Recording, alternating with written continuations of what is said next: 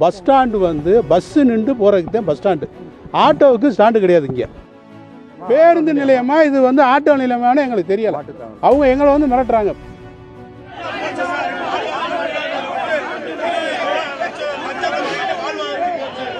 கடந்த 25 ஆண்டு காலமாக இந்த மாட்டுத்தாவணி பேருந்திலிருந்து இந்த மினி பஸ் இயங்கி கொண்டு இருக்கிறது. ஒரு 2 தினங்களுக்கு முன்னாடி வந்து நம்ம மாண்புமிகு சட்டமன்ற உறுப்பினர் அண்ணன் கல்லானா வந்து ஆய்வுக்கு வந்திருக்காங்க. அவங்க ஆய்வில் வந்து பார்க்கும்போது அவங்க பஸ் ஸ்டாண்டு ஆய்வுக்கு வரும்போது வாகனங்கள் கொஞ்சம் ஒழுங்குமுறை இல்லாதனால இதை கொஞ்சம் ஒழுங்குபடுத்துங்க அப்படின்னு சொல்லிட்டு அவங்க போயிட்டாங்க. இதை ஆட்டோக்காரங்க வந்து தவறுதலாக ஒரு புரிதலை ஏற்படுத்தி மினி பேருந்தை வெளியில் எடுத்து போட சொல்லிட்டாங்க. இவங்களுக்கு பெர்மிட்டே இல்லை அப்படின்னு சொல்லி ஒரு முடிவுக்கு வந்து மறுநாள் காலையில் நாங்கள் வண்டியை எப்பயும் போல் இயக்கும் போது ஒரு 200 பேர் ஆட்டோக்காரங்க எங்கள் வாகனத்தில் ஓட்டுநர்களை அடித்து வாகனத்தை அடித்து இங்கே நிற்கக்கூடாது, பஸ் ஸ்டாண்டு விட்டு வெளியில் போங்க, உங்களுக்கு பெர்மிட் இல்லை அப்படின்னு சொல்லி ஒரு தவறுதலான புரிதலில் ஏற்படுத்திட்டாங்க. இது சம்மந்தமாக திருப்பி நாங்கள் போய் அவர் கல்லாண அண்ணனை போய் பார்த்தோம். அப்போ அவங்க சொல்லிட்டாங்க, நான் வந்து ஒழுங்கு தான் படுத்த சொன்னேன், நான் வந்து எடுத்துலாம் போட சொல்லலை அப்படின்னு, இது எனக்கு வேலை இல்லை அப்படின்னு சொல்லிட்டாங்க அவங்க. ஆனால் அதை தவறுதலான புரிதல் ஏற்படி இப்போ நடந்துக்கிட்டு இருக்குது. இது மேலே மேல்முறையிட்டு நாங்கள் வட்டார போக்குவரத்து அதிகாரிகிட்ட வந்து நாங்கள் போய் முறையிட்டோம்.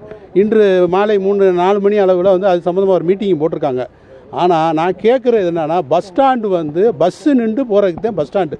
ஆட்டோவுக்கு ஸ்டாண்டு கிடையாது. இங்கே ஆட்டோ வந்து அடித்து எங்கள் ஓட்டுநர்களை பயமுடுத்தி கத்தி எடுத்து ஆயுதத்தை எடுத்து மிரட்டுறாங்க. அதனால நாங்கள் இந்த வாகனத்தை ஓட்டாமல் நிறுத்தி வச்சுருக்கோம். அதனால் நாங்கள் தயவு கூர்ந்து கேட்குறது என்னென்னா, மீண்டும் இந்த தொழிலை நாங்கள் நடத்துறதுக்கு பொதுமக்களுக்கு சேவை செய்கிறதுக்கு எங்களுக்கு வழி வகுத்து கொடுங்க. ஏன்னா நாங்கள் 15 ரூபா பேரில் வண்டி ஓட்டுறோம். இதே ஆட்டோவில் ஏறினீங்கன்னா 150 ரூபா பேரில் போகிறாங்க. பொதுமக்களுக்கு மிகுந்த அவதியில் உள்ளாகிறாங்க. அதனால் விரைவில் இதை ஒரு முடிவு கொண்டு வந்து மீண்டும் நாங்கள் இயக்கின இடத்துல எங்கள் வாகனத்தை இயக்குறதுக்கு அனுமதி வழங்குமாறு தமிழக அரசையும் வட்டார போக்கு அதிகாரிகளும் உயர் அதிகாரிகளையும் தாழ்மையுடன் கேட்டுக்கொள்கிறோம். எவ்வளோ பேருந்துக்கு வந்து அனுமதி இருக்குது? இதில் வந்து கிட்டத்தட்ட 72 பேருந்துங்களுக்கு வந்து மாட்டுத்தாவணி பேருந்துலேருந்து செல்றதுக்கு அனுமதி இருக்குது. 76 பேருந்துக்கு அனுமதி இருக்குது. அது வட்டார போக்குவரத்து அதிகாரி அவங்க ரெக்கார்டு இருக்குது, எல்லாமே நீங்கள் செக் பண்ணிக்கலாம். இந்த வந்து நாங்கள் அதாவது பொசிஷன் அந்த பொசிஷனில் நிற்கிறோம். இப்போ ஓவர் நைட்டில் வந்து வண்டி எடுத்து நீங்கள் இந்த பொசிஷனில் வந்து வெளியிலேருந்து இப்படியே போயிருங்க அப்படின்னா எப்படி வண்டி இயக்க முடியும்? பிளாட்ஃபார்மில். ஏன்னா வந்து அரசாங்கம் இயக்காத வழித்தடத்தை நாங்கள் இயக்கணும். இப்போ நாங்களும் மாட்டுத்தாவணிலேருந்து பெரியார், மாட்டுத்தாவணியில் ஆரப்பாளையம் அரசாங்கம் இயக்கக்கூடிய பேருந்து வழித்தடத்தில் இயக்குறோம். அப்போ அரசு இயங்கக்கூடிய வழித்தடத்தில் இந்த பேருந்து இயக்கினாதான் எங்களுக்கு டிக்கெட் ஏறும். இணைய மொத்தம் வெளியில் போனால் எனக்கு அங்கேருந்து பேசஞ்சர் எப்படி வந்து ஏறுவாங்க? அதுக்காண்டி அதை வந்து அந்த கஷ்டத்தில் பயங்கரமான ஒரு நஷ்டம் ஏற்பட்டுருக்கு 2 நாள். ஆமாம். இல்லை, அந்த மாதிரி வாய்ப்பே இல்லை. 1 மணி நேரத்துக்கு வாய்ப்பே இல்லை. 10 நிமிஷத்துக்கு மேலே நிற்காது வண்டி. பாஸ் ஓவர் ஆகிக்கிறோம். அதே நாங்கள் சொல்லிட்டோம், நேற்று உறுதிமொழி கொடுத்துட்டோம். நாங்களே ஒழுங்குமுறைப்படுத்தி 2 பேரை போட்டு அதை ஒழுங்குமுறைப்படுத்துகிறோம்.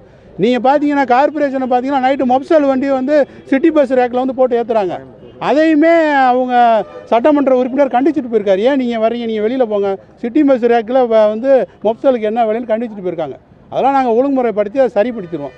அதனால் மீண்டும் எங்களுக்கு அதே இடத்துல எங்களை வழித்தடத்தில் இயக்கிறதுக்கு தமிழக அரசும் அதிகாரிகளும் எங்களுக்கு வழி வகுத்து கொடுக்கணும்னு கேட்குறோம். ஆட்டோ ஓட்டுநர்லாம் கத்தி ஆமாம், அது ஆமாம், காவல்துறை புகார் கொடுத்தோம். காவல்துறை புகார் கொடுத்தோம். எந்த ஒரு நடவடிக்கை எடுக்கல. ஏன்னா 200 பேர் இருக்காங்க, நீங்கள் அமைதியாக போயிருங்க அப்படின்றனால நாங்கள் ஓட்டாமல் நேற்றுலேருந்து எங்கள் வாகனத்தை நிறுத்தி வச்சுருக்கோம். இன்றைக்கி பார்த்தீங்கன்னா ஆட்டோ வந்து உள்ளே வந்து ஆட்டோ ஏற்றிக்கிட்டு இருக்காங்க. ஆளுகளை 200 ரூபா 250 ரூபா கொடுத்து ஏற்றிக்கிட்டு இருக்காங்க.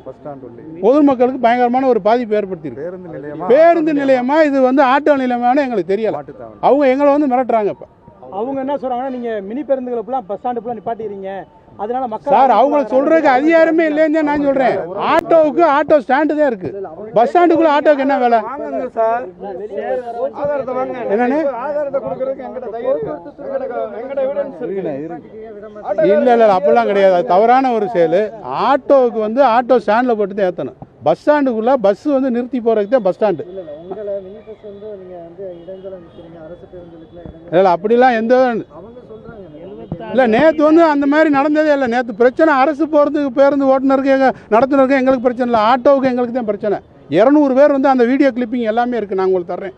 200 பேர் வந்து பஸ் ஸ்டாண்டுக்குள்ளே காலையில் 7 மணிலேருந்து எங்களுடைய ஓட்டுநர் நடத்துனரே தாக்கியிருக்காங்க. வண்டியை ஓட்ட விடாமல் நிறுத்திட்டாங்க.